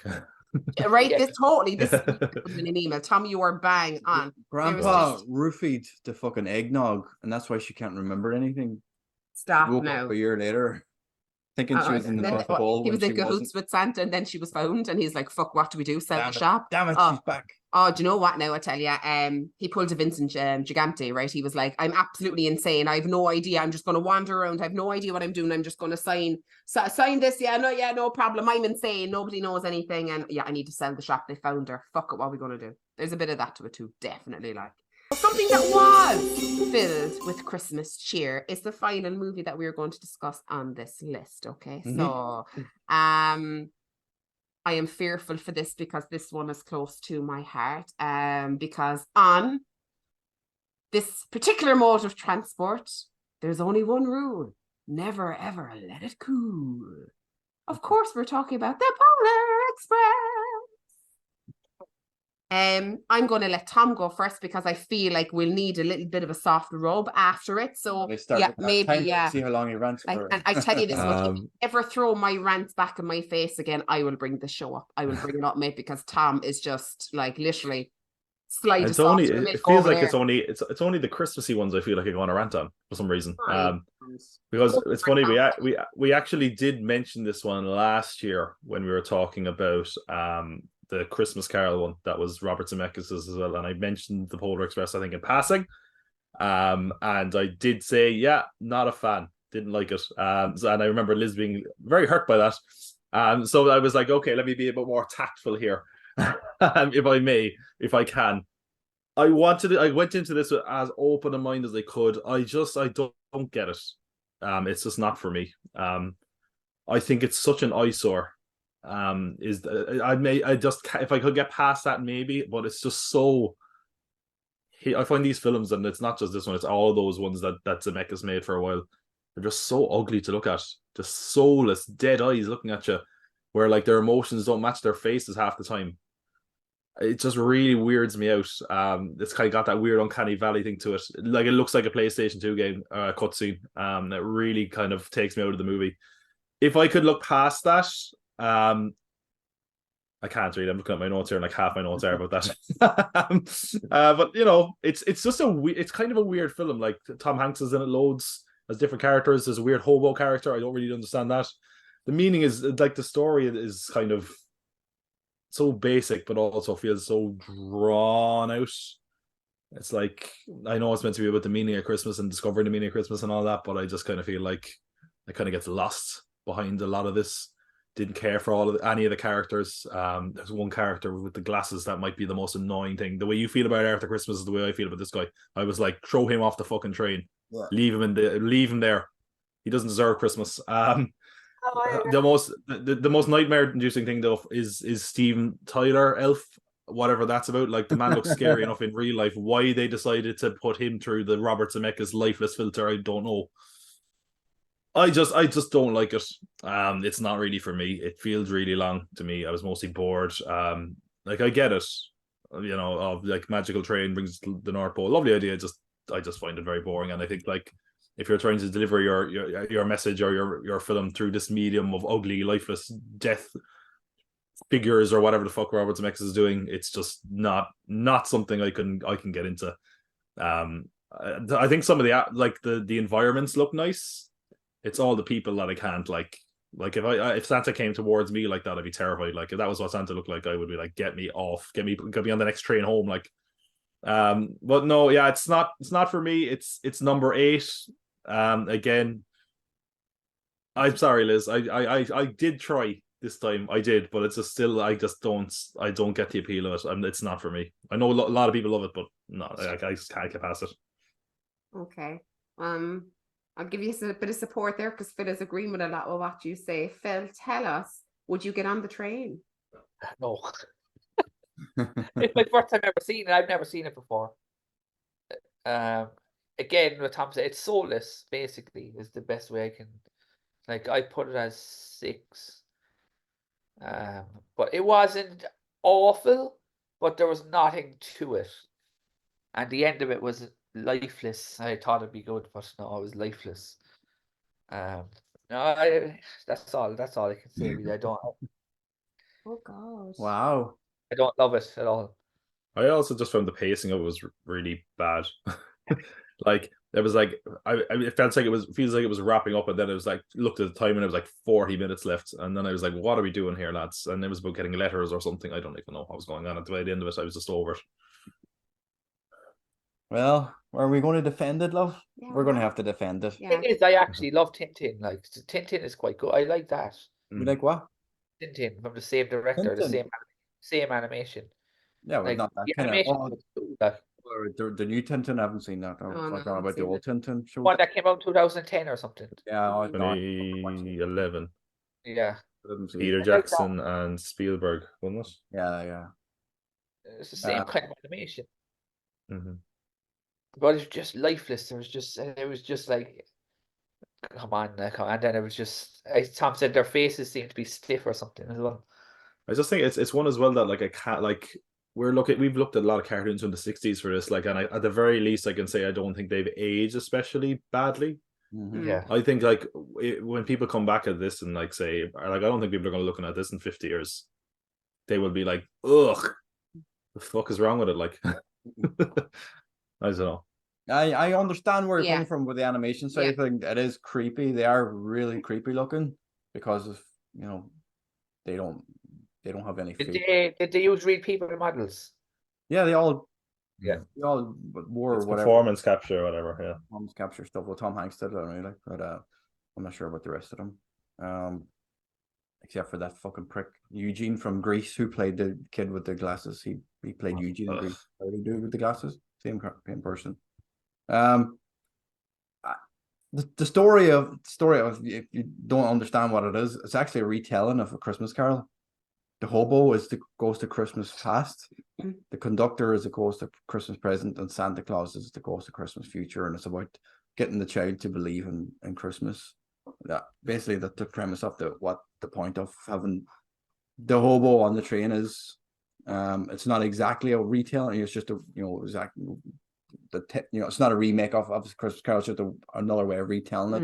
And another way, Zemeckis obviously went off the back of his remake of A Christmas Carol previous. I did get that vibe with some of the cues, and they do mention Scrooge in this as well. Yeah. Well, like, there is a nod to Scrooge in it, and the fucking puppet. All the toys were Scrooge puppet strings. So the Ghost of Christmas, the hobo, is playing with the puppet in the cart with him, scares the shit out of him, which is probably the scariest part in the whole fucking film. I thought the film could be made into a roller coaster. There's so many fucking ups and downs in that fucking train journey. You've said that a few times, actually. Yeah. It feels like a roller coaster. It could be. I don't know. I don't think whether it initially came out, but I know at some point they've re-released it in 3D as well. Yeah. Ooh. Yeah, they did, yeah. Ooh. But like in those virtual fucking roller coasters, like you could sit inside the ones that move around, and when you're sitting inside it could be a cool fucking roller coaster. Yeah. Something like that. Yeah. But I don't know. I love this film. I actually dressed up as a conductor once. We done a. I do. We done. Oh, that's all right. Dead-eyed. All aboard. No, I'm not going to say it. No, don't. Nothing. Don't. If you mention Pole, you're done. Pole or Sexpress.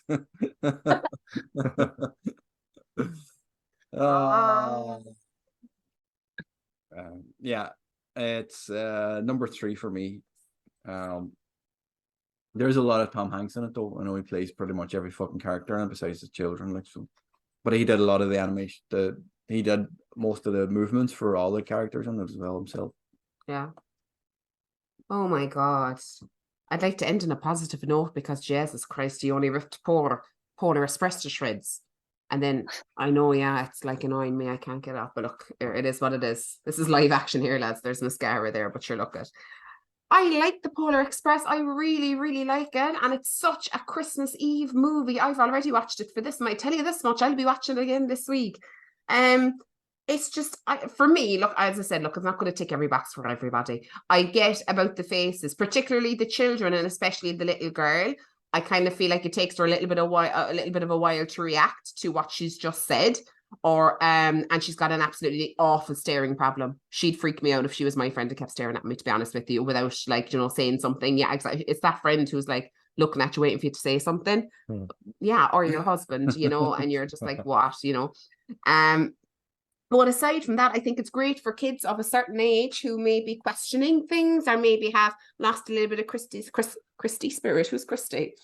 Sounds like a great name for gin. Christy spirit. Christmas spirit. And catchy songs, that kind of way. I will, if I watch that, I'm singing that Hot Chocolate song for 2 or 3 days afterwards, or just 1 or 2 lines from it. It's got ghosts. It's got action. An amazing nerd that absolutely despised by Tom, but there's always going to be a Eugene. It's got snow, it's got a mahoose of Christmas tree, and it's got Santa, and a massive sack of toys, and it just warms my cockles and fills my heart. So I get it, but I watch that movie and there's certain parts where I just feel so Christmassy, and that's what I would like if I was sat down with family watching that, and I just be like, oh yay, it's like it's Christmas this week. And so Robert Zemeckis has a dig to Steven Spielberg in the film. Yes. If you picked up on it towards the end of it, whenever they're in where the elves are monitoring everything, and there's some kid beating up his sisters. He's from New Jersey. His name is Steven. Basically, it's a nod to Steven Spielberg, who's from New Jersey, who used to bully his sisters when he was younger, and Zemeckis threw it into the They're really good friends. I think Zemeckis actually got his credits with Spielberg with giving him a start in filmmaking. Yeah. So it's probably a nice little shout out. That's mad, isn't it? Like, fucking hell, I say Steven Spielberg watching it, he's like, fucking right. So our list, I am going to do the mathematics there now and try and figure this all out. Do that. And while you're doing that, we're going to do a small other list. Lads, what's your top, not top 10, but what's your top, few Christmas movies? What's your go-to movies for Christmas time? Home Alone is there for sure. I was only thinking about the other day, but I actually think Home Alone 2 is more watched by me. Is it better than the first one? No. I want to think. I think the second one has more characters in it with Tim Curry, and Um, Home Alone 2 is my favorite scene out of any of the Home Alones. I saw a story about Home Alone there the other day that I was thought that I can't believe it's true. Somebody was watching it. It's like, oh, I didn't know Joe Pesci was the cop. I was like, what? yeah, Jesus. I know. Only It's from like, the list. Where'd you put in your no, but face? they thought he was playing two different characters. Jesus. My God. Oh, for fuck's Some sake. people that shouldn't be allowed to do things. Did not notice the fucking gold tooth, no? My tooth. I know, yeah. Tom, what's your go-to Christmas movie? There's a few of them. Actually, a couple of years ago, I did like a little World Cup of all the Christmas movies on my channel, and I think it actually ended up being pretty close to what my favorites are. I would say I have 3 that are up there. I have 2 that I will watch every year. The 2 I watch every year will be It's a Wonderful Life and Muppet Christmas Carol. Yeah. Die Hard is one that I work out a lot. Then Home Alone as well. Then there's ones I kind of watch on every second year, maybe. Gremlins is one I'll watch every second year, maybe. And there's a few other ones as well. Like I'm trying to think now. God, there's so many of them up there. I actually like Krampus that came out a couple of years ago. That one's quite fun. Elf is one I that I didn't like when I first saw it, but I've come around to it since. Yeah. I actually really liked it. It came out last year, and I'm thinking of watching it again. It's Spirited, the Will Ferrell and Ryan Reynolds. I enjoyed that. And there's some good songs in that one. Very good. Yeah, but actually, Home Alone 2 was one, funny enough, that I didn't really watch until years later. Only when I started kind of actually when I think was it maybe I saw it once before, and then I reviewed all the Home Alones on my channel, and I kind of started watching it. I was like, oh shit, this one actually is really good. I mean, it's like the exact same movie, but there's so many great things in it. Like that brick throwing scene in Home Alone 2 is my favorite scene because it is just comedic fucking masterpiece. Like it's amazing. Yeah. Is what, like, there's the debate that's out there. Everybody talks about it.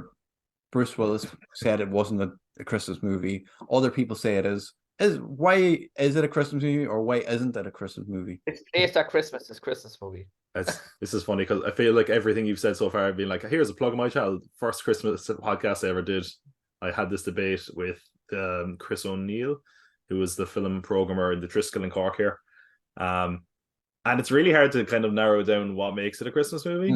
And what makes a Christmas movie in general. Like, I mean, there's some movies that people are like, oh, you have to watch it at Christmas, even though, like, say, Wizard of Oz or Charlie and Chocolate Factory, they're not Christmas movies, but people associate them with that time of year. Die Hard came out in the summer, but it's set during Christmas.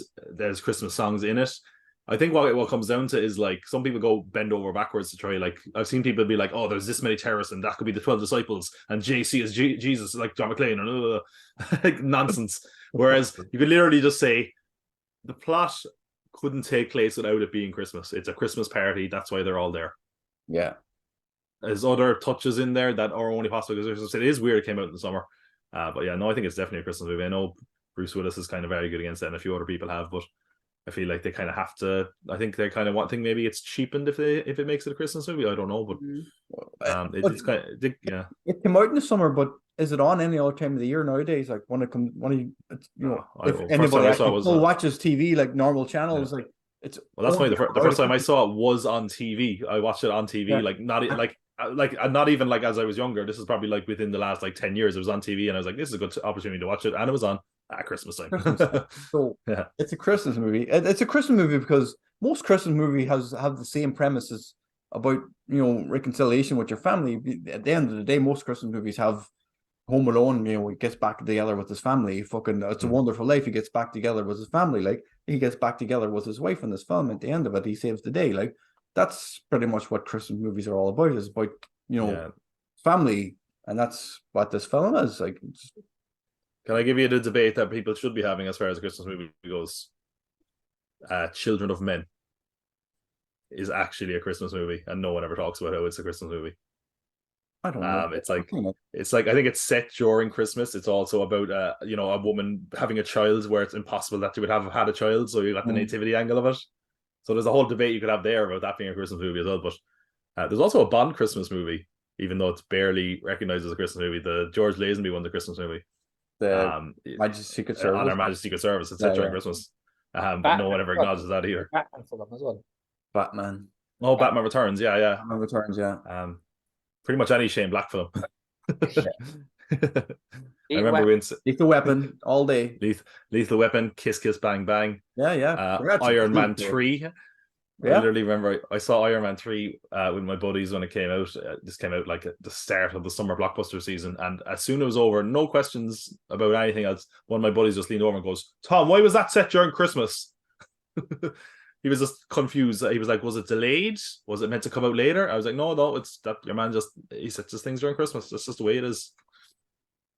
Why not? Which is fair enough. Yeah, absolutely.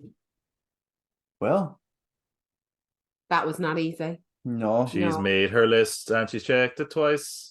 I am. I'm glad you're good at maths because I'm shit at maths and I would never work this out. Oh my God, it was no joke. This was a tough one because there was a lot of 0.25s and 0.75s and carry the one and pay back the two. And there was quite a bit of that going on there. But we got there because I left my phone in the other room. So I had to go back to hardcore, pen and paper. Okay. Wow, I was a whiz at the old division. What movies are naughty and what movies are nice? Ooh, Jesus, we're all at it. Oh my God. Now, there was actually a tie for 10th place. Okay. And the only reason that I gave it to one over the other, They're both I'll explain shite. why. Well, yeah, they're both shite anyway, according to us anyway. So, In to Upset Your Lives up until Christmas Eve is, of course, Elf on the Shelf from An Elf's Story. And the only reason that Grandma got run over by a reindeer got to number 9 is because of Tom's incessant hatred of Elf on the Shelf, and that Grandma got run over by a reindeer had some colour. Okay, so that was the only reason that pipped it to number 9. But other than that, they were level pegging, like it was really, really bad. In at number 8 came A Charlie Brown Christmas. Unexpected, but I think that's just because we were all kind of okay about it. Excuse me. Coming in at number 7, Arthur Christmas. I think that's about well placed. I was surprised. I thought Charlie Brown might have come up above it, but annoying Arthur is in at number 7. Number 6 was Our Little Friend with his flashing.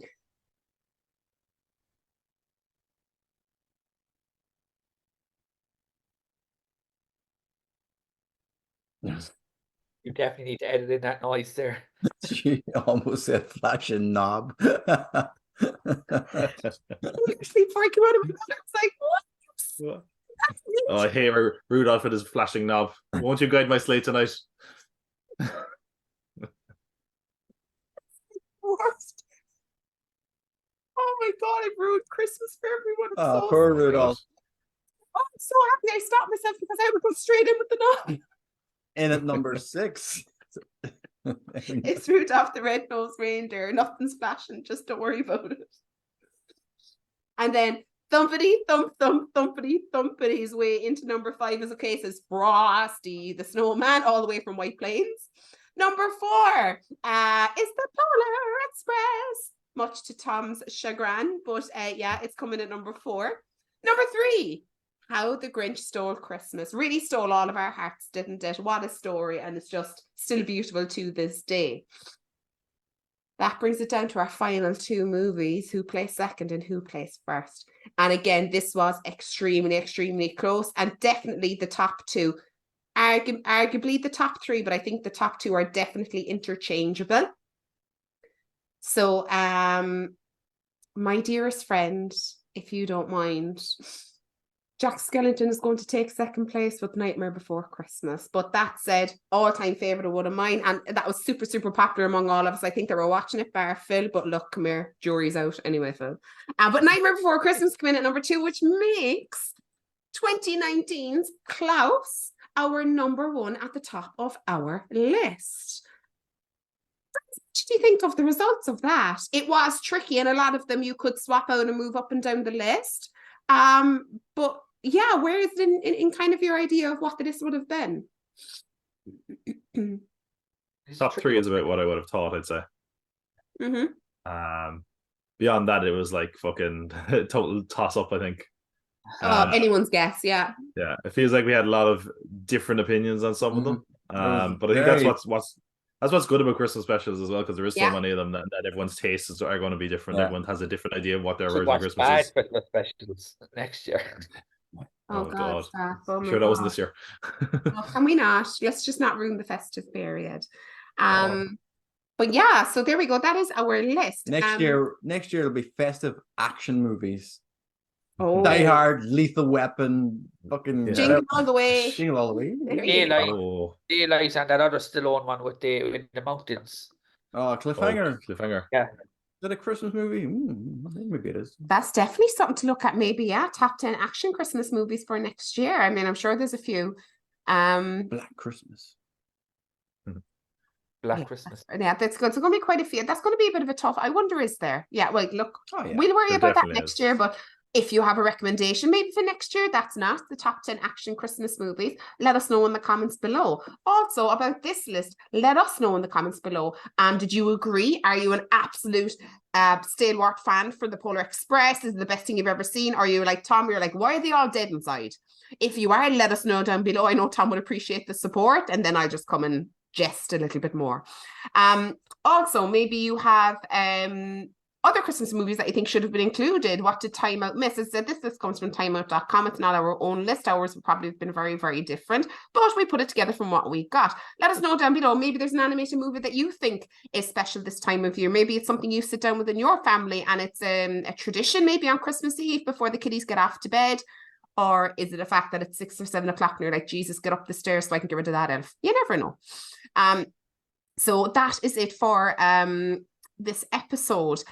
If you have not found us already, you have now. So do yourself a favor, like, comment, and subscribe. If you haven't already, what are you doing? Get on it. Find us on social media. You will find us, of course, on Instagram, always posting up there. You will find us on X. You will find us on TikTok with the millions and millions of other views that we have there as well. Over the festive season, guys, tell us what else is happening in your world. Phil, what have you got coming up? I believe there's a massive event on its way. There's a screening on Tuesday. It's actually sold out now. So wow. in Cork the Made in Cork section show a load of short films. Wow. Where's this on, Phil? The Arc Cinema, it's brand new. That's the revamped gate, yeah. Revamped gate, yeah. I've not been in there yet, but apparently every seat is recliner now. Wow. Congratulations, Phil. That's amazing that you sold out that screening. Delighted for you. It's all with the Cork short sections. But you have two in there. Be humble, Phil. I have two I have two, and we've two on the same night, yeah. Amazing. Delighted for you. And as we always say, Phil, don't forget us, the little people, when you become rich and famous and don't give a shit about how many people you offend. Don't forget us. We'll support you to the end. Tom, tell us, you always have massive amount coming up in your podcast. Please tell us, PopCultPod. Yeah, I've got a lot going on at the moment for the festive season. By the time this comes out, we'll be halfway through. We're doing 12 days of Christmas specials. So I've taken episodes from some of my favorite live action sitcoms and done little short reviews. They're about 6 minutes a pop. But those are all good fun. So that'll be continuing every day up until Christmas Eve.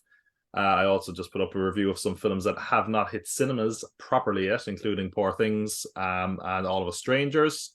Wow. I have a few things also planned for the end of the year. I might, if I get the time, put out a ranking of every single film I saw this year, which is nearly 100 new films. Oh my gosh.